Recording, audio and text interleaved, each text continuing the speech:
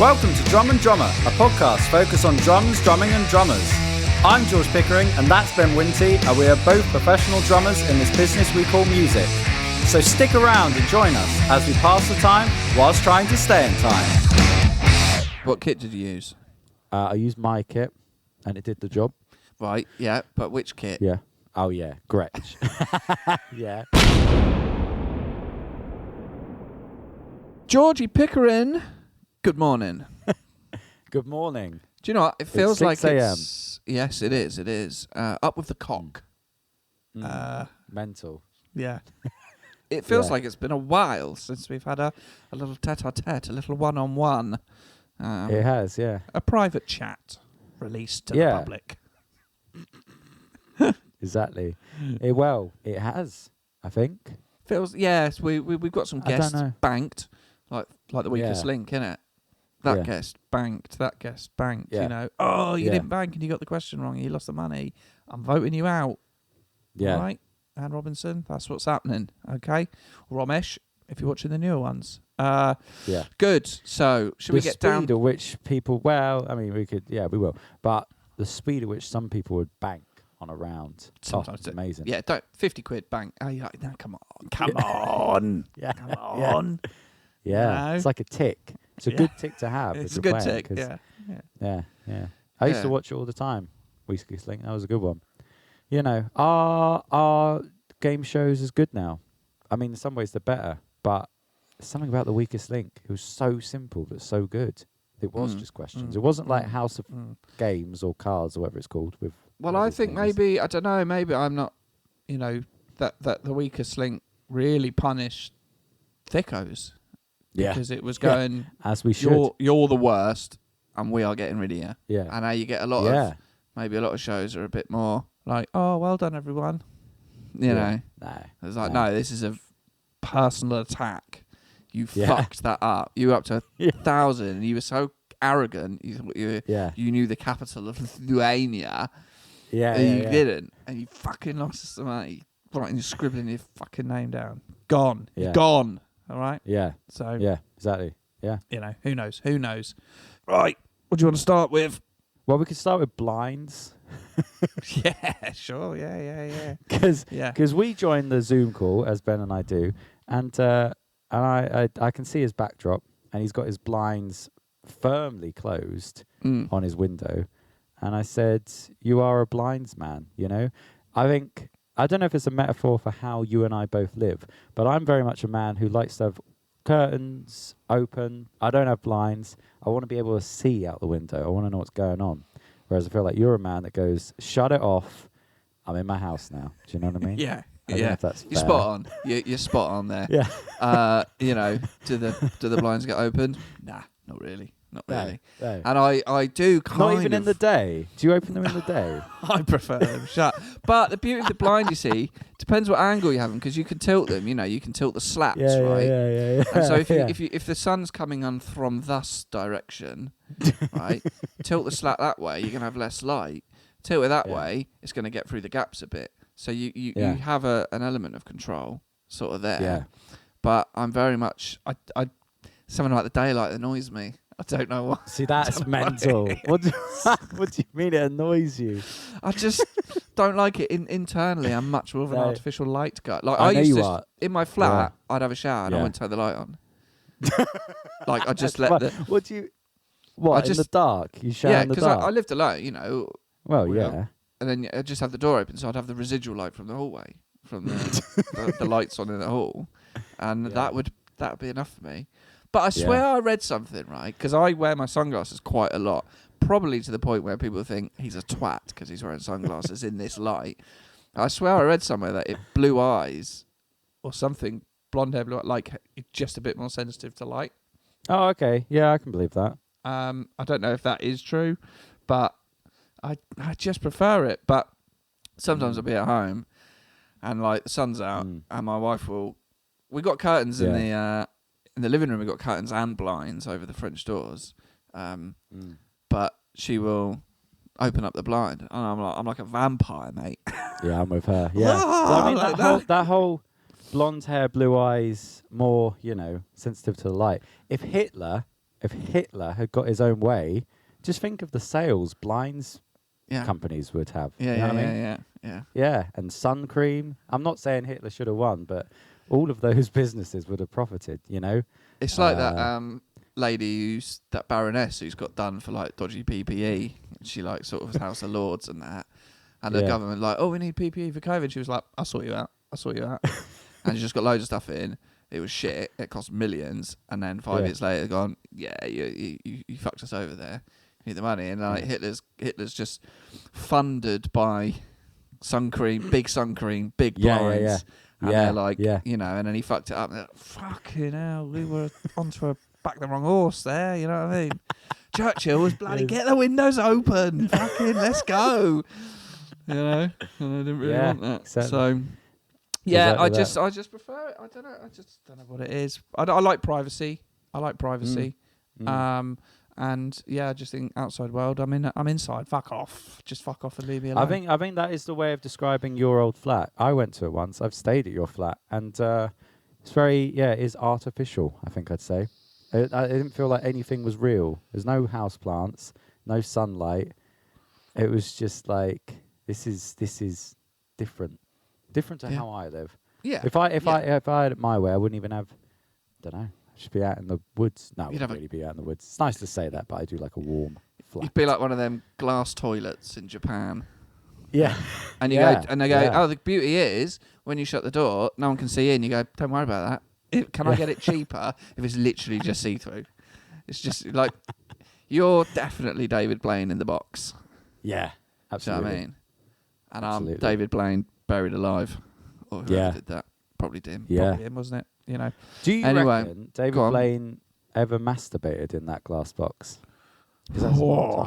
I mean, there's a lot to look at in London. There is. He would have seen you as an 18-year-old and me as an 8-year-old boy. That's so weird. That age difference seems so. Do you reckon we ever walked past each other on that one day? Imagine that. Imagine if you were out. Well, I like to think, you know, I swear there's like it's done the rounds on the internet, that there was like a couple got together and they found a photo when they were kids, and there was a photo in front of this like monument in Asia, I think. And he's a kid and he's walking in the background, and they've realised. And I like to say things to people like, oh, well, this building'll still be here in 100 years. What's going to happen to Spotify? You know, will we have all this stuff? And one thing I think is that, if you watch a TV programme, right, you watch 999 with Michael Burke, anyone involved in that TV programme, have you been in the same room as them without knowing? Like, what are the odds? What are the odds of these happening? You know, because I used to think in London, like, what are the odds of these people being on this bus at the same time ever again? You know? One is that my mind wanders as I live in my dark cave, you know? Yeah. I always used to think, and still do think, if you were to throw a stone into the sea, if you go to the same bit of beach every day and throw stones, would one day the stones get washed back and then you throw the same stone, you know? Good question. I don't know how sea works. I don't know how sea and stones work. George, the only thing I know about the sea is it's big, all right? It's big and it's wet. Yeah. And I don't like the depths below. All right? No, it's a bit unnerving. Right, let's move on to some stuff. Let's do it. Love stuff. Let's talk about my gig on Friday. Yes. Okay, so this was the Lainey Wilson tribute experience. Is that the right? Yeah, Lainey Wilson Experience. Yeah. We were nervous about this because it was our first. Yep. Okay. What? All of us nervous? Yeah. Were you all nervous? It's hard to tell with Milos. Milos is kind of just his own man. He's He's the wild card. Yeah. He's a bit of he's you know, if you're listening, Milos, you are the wild card. What does he do in the band? He plays bass. Yeah. Don't need to be nervous when you play bass, you know what I mean? What can you possibly get wrong? And if you do, does anyone know? But no, it was the first gig that we put on ourselves. So this whole year has been festivals and then like other venues, but it was kind of like there was other things going on, or it wasn't like our show. But this was the first one that we went, right, let's book a venue and let's see how we get on. Yeah. And it was the factory. Let's go Worthing. to the cultural hub of England, Worthing. Yeah. Worthing, yeah. Well, the factory is down, like, it's basically, it's in an industrial estate. So already it's not exactly like the heady heights of Worthing. It's not by the pier or whatever. I can't really remember where it is. It's just in the middle of nowhere. But it was selling well. I think it was 200 capacity, and on the week leading up, we were about 170 tickets sold. We were like, okay, lovely. This is going to be good. This is going to be good, you know? We're kind of thinking, whatever happens, at least we got, it's not going to be embarrassing. Yeah. And even if half of them don't turn up, that's still... Yeah. And also, we've got their money, so what are you going to do? Yeah. But when we got there, I think it got up to like 196 tickets sold. Like I think we were still selling tickets before we got there. As we were sound checking, sorry. And like a minibus turned up at one point. Because I was thinking, in the kindest way, who's coming to this? Do you know what I mean? Like, what country fans are in Worthing? Turns out there's a lot. And not just Worthing, but from further afield. Like, the support act was like, right, how far people have come from? People were saying, 40 miles, 50, 100 miles, one person. Like, really? It's great, but... He's got a fucking life, mate. Yeah. What are you doing? This is your Friday night, is it? Probably fan of the pod. Probably fan of the pod. Probably. Yeah. But there was a lot of booze going on quite early. It was a bit like doing an Oasis tribute. Everyone's pissed. Everyone's wearing cowboy hats and stuff. It was fantastic. And we had a support act. They were great. And then, showtime, baby. But I think we were a bit nervous because it was like, I think when we've done the festivals, it's so far back, and also it's not our gig. We're like, well, as long as we get a cheer, it's fine. But the people are like right there, and you're playing, and we kind of threw in a few country covers, but some of them weren't the most well known. And it felt like every song was like judged, and it was like, oh fuck, if we get it wrong, people might leave, or I don't know, it felt like, God, we got to grip them, And after the first set I was like, it's going well, but I don't know, But the second set was great, and it felt like we got all the bangers in, and it was, by the end, it was brilliant gig. Very relieved. I think we were all quite relieved that we got it done, But Ben, bless him, who is Georgie's husband, he was like, just to let you know, lads, I'm never doing this again. He was like, it's just festivals now. He was like, festivals are easy. I just tell them our price. They pay it. We turn up. We play. That's it. He's like, none of this, He's like, there's so much hassle for this. But it was amazing. It was very, very fun. I haven't really got much more to say. Yeah, go on, please. What kit did you use? I used my kit, and it did the job. Right, yeah, but which kit? Yeah. Oh, yeah, Gretsch. Yeah, right. Which kit did you use? My kit. Yeah. Yeah. Yes. The Gretsch Catalina Klebe. Gretsch Catalina Klebe, which I thought... Gretsch Catalina. Gretsch. I thought, is that going to be too small? Because I've had that problem before. Yeah. I've had constantly had problems with things being too small. Always, Not your knob, though. But that's, we were all thinking 5 stars on Yelp. What, for my knob or my kit? Both. Not mutually exclusive. Yeah. Don't get one without the job though. Yeah. I used a lot of cymbals though, just for a laugh. Talk me through it. Well, I got that lightweight Yamaha stand, so now I've finally got a big crash. So now I've got 2 crashes, because before I was just going ride and crash, because that was enough, And I did that before, I remember. Right. So hang on. Yeah. So I use loads of cymbals. No. There's more coming. Oh, okay. Right. Yeah. Because so now I've got crash, ride and crash, and a hi-hat, obviously. Yeah. And then to the left of the hi-hat, another crash. Okay, just for a laugh. You put it there. So then you can kind of, rather than when you play the crash that's on your left, which is next to the hi-hat, above the high tom, just playing that one, you got another one, baby, Yeah. So you can play that one with your left, Just why not? It doesn't, it adds a bit, just adds more noise. But the sound man was like, by the way, mate, this room is terrible for cymbals, kick and snare is fine, but try and go easy on the cymbals. I was like, oh, for fuck, I bought so many, you know? Yeah, it was great. Yeah, drumming felt good. Wasn't really any mistakes. It was very much like that sort of teetering on, ooh, just about got away with this one, you know? Like there's a few songs that we've rehearsed once about a month ago, you know? And we hadn't rehearsed it again and hadn't really talked through it that much. And it got to it like things like Footloose, which has a weird ending, you know? And you go, that ending is tricky. Exactly. And we hadn't practiced it. And I was looking at it going, do we all know what we're doing? You know? But thankfully we got there. But yeah, anyway, so great gig. Thanks to anyone listening that came down.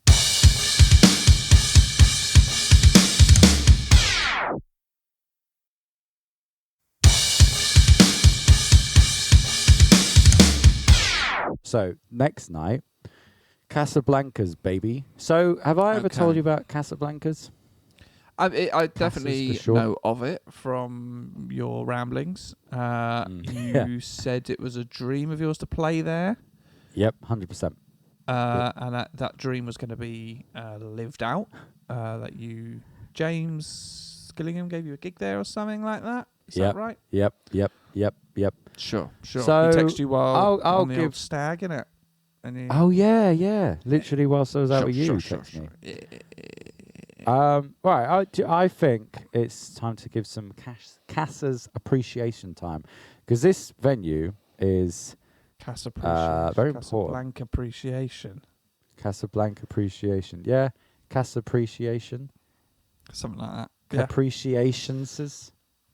No, don't mind. Casablancas. There you go. Have that. There you go. Are you going to put that as the title? Maybe. So I'm gonna give story time for the listeners. Story time. So settle down. When I was 18 and I moved to Brighton, my friend Luke Campbell, who I live with, said, I found out about this place called Casablancas. They do a jam night on a Thursday. Let's go, you know? And I've told this story before, like in terms of when I've told people about Luke. And for anyone listening, Luke Campbell is a phenomenal drummer, always has been, always will be. You know, he's one of the best. And we went along, and I haven't really seen him play yet. And we turned up to this jam night, and I got up and played, and it was kind of like, hey, well done, you know. And then he got up and played, and it was unbelievable. It was magic. I'd never seen someone play drums like that. You know, sort of gospel drummer, played since he was 3. Like it was unbelievable. I didn't know what I just witnessed. Neither did anyone in the room, you know. This is now very much a Luke Campbell appreciation minute. And I swear, we walked to the bar, and everyone kind of stopped him and was just like, can you be in my band, or can we have a rehearsal, or can you know, I've got this gig, you know, please just let me play with you, you know. And it was amazing. And then we used to just go back every week. And Casablancas kind of became this place for BIM drummers to go to on a Thursday night. And it sort of became like, if you got up and played and were good, then you were respected. And if you got up and played and you weren't good, it was kind of, I wouldn't say you were ousted, but it was like, it was clear there was a divide. And you kind of, and if you didn't go at all, then it was almost like, well, you're not even in the gang. It was sort of like that's where you went, you know, and that's where people got up and played. And that was where it turned out all the kind of top Brighton musicians, or musicians from wherever, you know, come down from London, play when they weren't on tour or whatever. So it really was like, and is its own kind of thing, you know. There's music venues where they'll put on bands, but this is, and has been for 20 years, like a hub where it's like the top musos. That's where they go and keep their chops up whilst they're not touring or playing on the weekend or whatever. So, and I remember Luke used to go every week with me, and then eventually they actually just said, look, do you want to be in the band? There was kind of this house band, and I think he still plays there. But I never got to play there, and I'd see other people play. And I was actually talking, it was Jack Hickling who was talking to me about it literally this morning. He was saying, it's such an odd place, because it kind of, it's almost got a like Ronnie Scott's aura to it, like a legacy, you know, and it almost feels like, shit, am I even allowed? The way Jack said it, and it's kind of correct, it's sort of like, am I allowed to play there? Because it's got so much honor and prestige. So genuinely, to play there was like an actual dream, because it was sort of just kind of the history that's come with it, and sort of any drummer that's been anyone in Brighton has played there. But it is just, if you've got a band, you can just play there if you get booked or whatever. But it's like, I don't know, it's hard to, does that all make sense? It's kind of like, it is sort of like, even though it's a small venue and it's underground, it's like the history that goes with it is amazing. Yeah. It's like Ronnie Scott's. So yeah, I was just buzzing. If you want to get a hand job from and another drummer, go to Casablancas. That's the. There you go.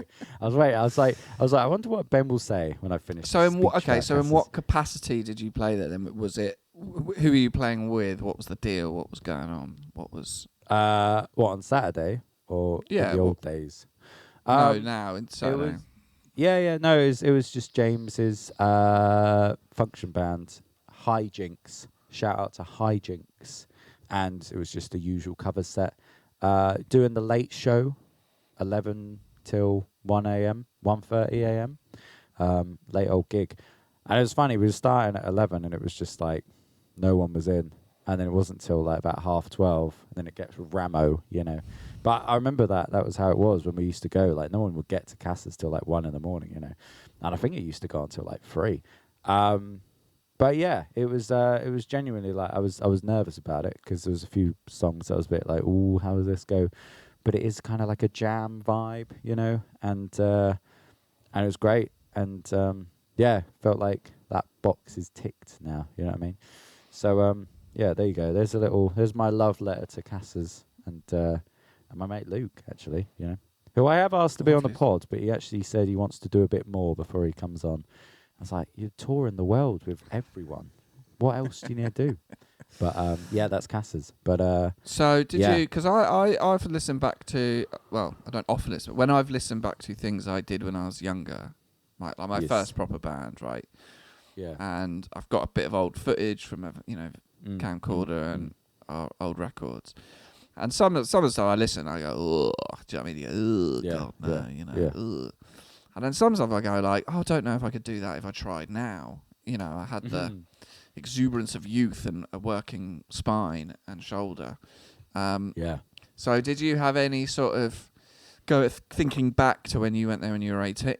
Yeah. Did you have any sort of like feelings of, oh, this is not to say you wouldn't, but like either way of like, this is what I thought I'd be like, or any skewed perception on your ability now? I got the perfect story. So that first time we went, I got up and played Mr. Brightside, and there's a video. I know it. I do know it.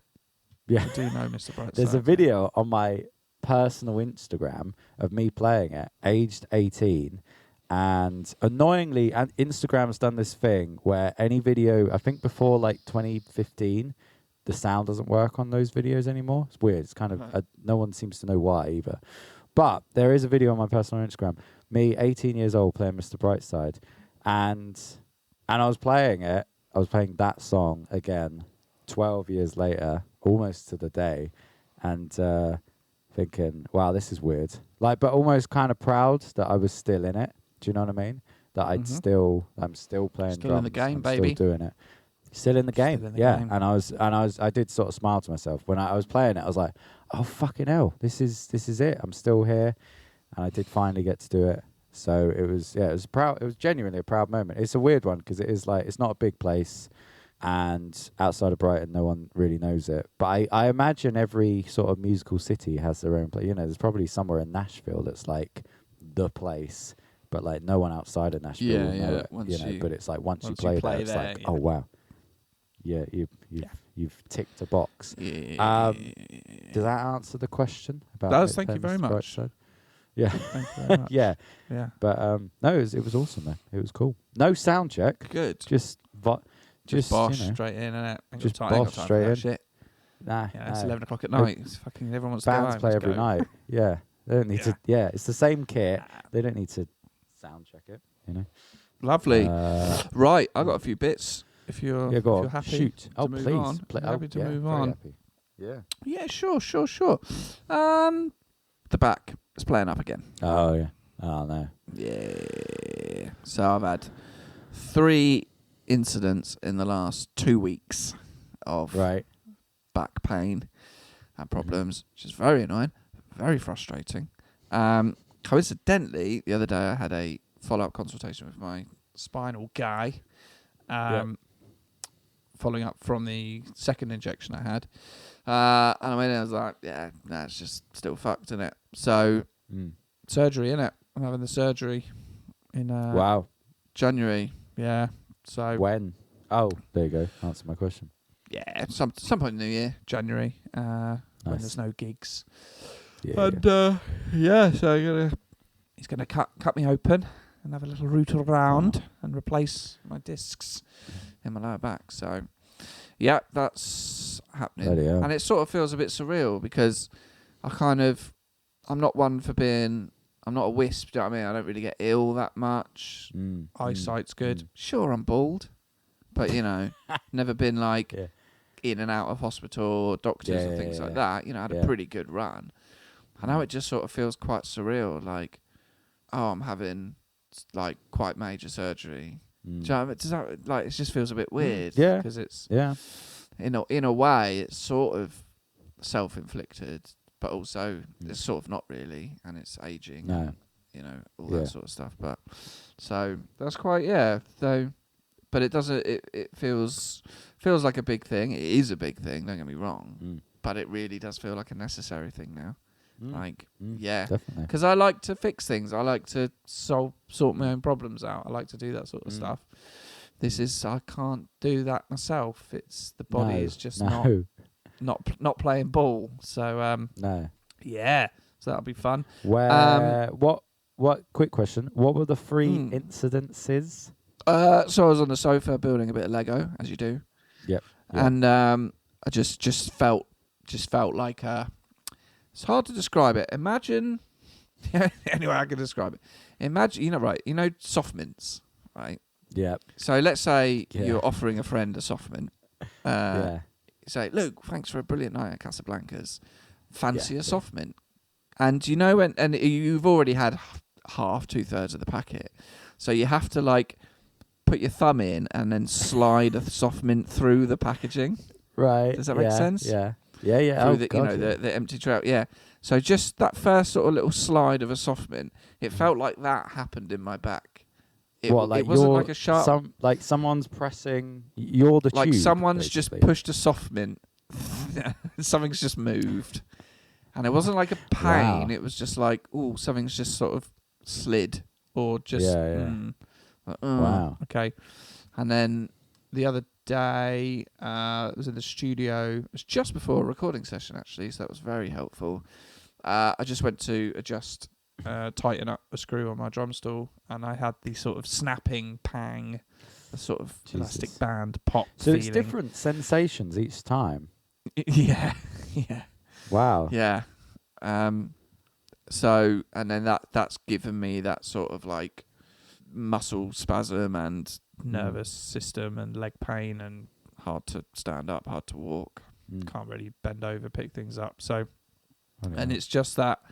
It's really because you're just like, because you've gone through it before, so you know kind of what to do, but you're just like, fuck's sake. Like, you just get really, it's just really annoying. It's really frustrating because you know what the next few days are going to entail. Not doing much, lying down, being, and so it really is that case of like now, like, this needs to be kind of like sorted out properly, and and it was always the case. We'll try the injections, see how we get on, but so surgery in January. So what was the third incident?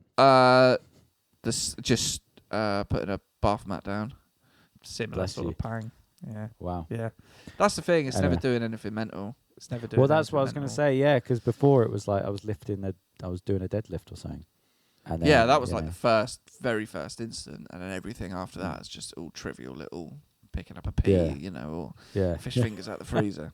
But anyway, so that's on the agenda. Have you seen the Zildjian Crayola drumsticks? No. Are they? Is it something crayon vibe? Yeah. So Zildjian, it's the team. It's the bonding of two companies we always dreamed of, Zildjian and Crayola. and they've made this box of kids' drumsticks that looks like a box of crayons, and you get 6 multicoloured drumsticks in there that look sort of like crayon colours, and you can buy that. But I'm not a kid, but I sort of want them anyway. You are a bit of a kid. Yeah, I just think they look really cool. Just in terms of what you eat. But one thing I really love is on the front it has drumsticks, but it also has the French translation of drumsticks on the packaging as well, which I quite like, is baguettes de batterie. So that's pretty good. I'm gonna have a Google of. Oh, these are cool.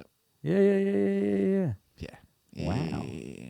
And then I thought I'd just look at what drumsticks are in other languages. There's a lot of baguette things. You know, you get that. You tend to find that a lot of other languages have similar sort of, you know, Spanish las baguetas. Yeah. French la baguettes de batterie. Italian la baguette. Things like that. Then you get the Dutch one, de drumstockers. You know. But my favourite, obviously the Germans come in quite hard with die Trommelstöcke. Love that. You love that. So are they drumsticks or are they crayons? they're drumsticks. They're kids' drumsticks. They are drumsticks. And you get a pack of 6, and I think you get like a pad as well that you can that's cute. use them on. Yeah. Brilliant. And I think you get some on the Zildjian website. Actually, you can there's some sort of children's pictures you can print off and then colour in. So that's something for you to do tonight if you want. I look forward to it. Have we got time for one more thing? Yes, of course. A thought has just popped into my head, and it's. Oh, well then grab it and pop it in the shopping basket, scan it through the till, pay for it, use it. What is it? Love that. So Bob Dylan played in Brighton on Friday night, right? Which makes you go, wow, really? You know? But he did. Dean went. Dean said, hey, man, if I get tickets to see Bob Dylan, I'm going to go and see him rather than your gig. And I said, fair enough, you know? I'd quite like to go as well, but I'm gigging. And I asked Dean how it was, and he said, I should have just come to your gig, to be honest. And I was like, why is that? And he said, I only recognised one song. It was like it was basically just 2 hours of Bob and his mates just jamming. And a lot of the audience couldn't even see him because he was positioned at the back of the stage and you couldn't see him behind the piano. So, you know. So anyway, but I've heard this about Bob Dylan for years, where it's sort of like you can't hear what the songs are. Even if he's playing a song that's one of his hits, he changes it so much that it's unrecognisable, even to his biggest fans. So I'd argue the only reason people are really going is for like because they liked his music from years before. And I'd imagine some people, because this is why I'd go, are going just because they're like, well, then I can say I've seen him. Not to brag, but almost just like you go and then you're like, oh, I did get to see Bob Dylan before he died or whatever. But I just had this thought of like, at what point does an artist become that? Do you know what I mean? Because I think it's the same with like the Rolling Stones, you know? People go so they can be like, yes, I've seen them before they die, or because they're this legacy band. But it's funny, isn't it? Because it's like, at the moment, Arctic Monkeys are still relevant and new and still doing stuff. But give it 20 years, you know? And I think almost Oasis, you know what I mean? A lot of people are going because they're fans, but a lot of people are going so they can be like, oh yeah, I got to go to that. I don't know. Don't really know what my point is, but it's just interesting, isn't it? Like, how many tickets are sold because it's like, yes, I want to see Bob Dylan's show, and how many tickets are sold because they're like, well, then, you know, I just want to go before he dies. Don't know. It's interesting. Don't know. It's like. I mean, I guess there's an age thing, isn't there? Obviously, you can start seeing people die, and you go, right, well, because I've even heard people say like, oh, I should probably go and see Foo Fighters now. I should probably go and see the Foo Fighters. Yeah. Before it's too late, you know, and things like that. And you go, well, yeah, fair enough if you want to, but I think the bigger issue is how much it costs to go and see these people. Is a big thing. The one thing I kind of find with like musicals, like West End shows, is like, because the casts revolve, right? So you go and see the show. But some shows become quite synonymous with a cast, like especially Hamilton, which is on Disney Plus. that original cast. I like the original Broadway cast of Hamilton. And you kind of feel, well, if you go and see it in London now and it's just other people, is that the same? Is it the same? Yeah. And I guess with certain bands, like, well, if you see Foo Fighters, but Taylor's gone, is it the same? Yeah. Stone. So I guess people will always say, "Oh, I saw them when before this. I saw them before that." You'll always have that sort of thing. But I think there must come a point where people go, "Do you know what? I should probably go and see that person before they can no longer do it." Yeah, that's all I got. Yeah. That's all I got. Yeah. I just felt like sharing that. It's interesting. Send it in, listeners. Who is a band who is now people go and see because... Who would you like to see before they or you die? Yeah. Or who... Yeah. Bucket list bands. Yeah. Or things. Yeah. Who would you like to see before... Because you play Casablancas now, so you can die. Yeah. Are you What? Look like you're scratching your balls. No, I'm scratching my ankle. I got really... You know when you take your socks off and you get that, like, ankle bit? Well, at the moment, my wife has to take off and put my socks on at the moment because of my back. Your wife has to I don't know what that's like anymore. I've forgotten what it's like to put my own socks on. I remember Louis C.K. had a bit about this. He said, I physically don't know how I put my socks on. He said, it feels like I'm having to fold a bowling ball in half. And I thought that was a great metaphor. He was like, I have to reach past my toe. And he's like, physically, I don't know how I can even do that, Yeah. So, I feel for you, boy. Well, speaking of dreams, your dream was to play Casablancas. You've achieved that dream. You can rest easy in your grave. Now, when I built Little Piggy Studios, I had dreams myself, and what I wanted to do in that studio and things like that. And one of my dreams, and I've said this quite a while, is I want to write a musical. I really like musicals. I think some of them are brilliant. I've never heard you say that in my life. Have you said that before? Well, okay, cool. Holding up signs, but my blinds are shut, so you can't see it. Okay, great. No, this is brilliant. I didn't know that. Yeah, I've seen quite a few musicals in the West End and in New York as well. I really like them. I like the cheesiness of them. I like the emotive music, that sort of thing. And I always thought I'd love to write one, right? I'd love to write one. Can I write a story? Don't think so. So it's one of my favourite ever PlayStation games, Horizon Zero Dawn. It's got one of it's such a great story that I think would translate into any medium. And I always thought that's the story. I'd love to write a musical based on the story of this game, right? And actually over the weekend, me and my wife were like, we don't really have much to do. My back's a bit fucked. It's not really going to go anywhere. Weather's shit. And I was like, let's fucking start writing this musical. So we did. We spent the majority of Friday, Saturday and Sunday in the studio starting to write songs for this musical. Fantastic. And it's been real fun.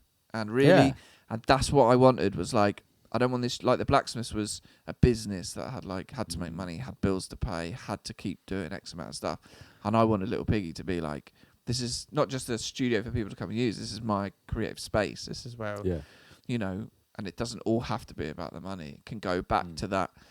Why I started, when I was a kid, I used to just like write music. I used to arrange music for brass band or orchestra or all sorts of things just for fun, And it was a real like, oh yeah, this is brilliant. Like, and not only that, but like I'm doing it with my wife as well. Like we're in there. It's at the end of the garden and we're writing music together with this sort of purpose.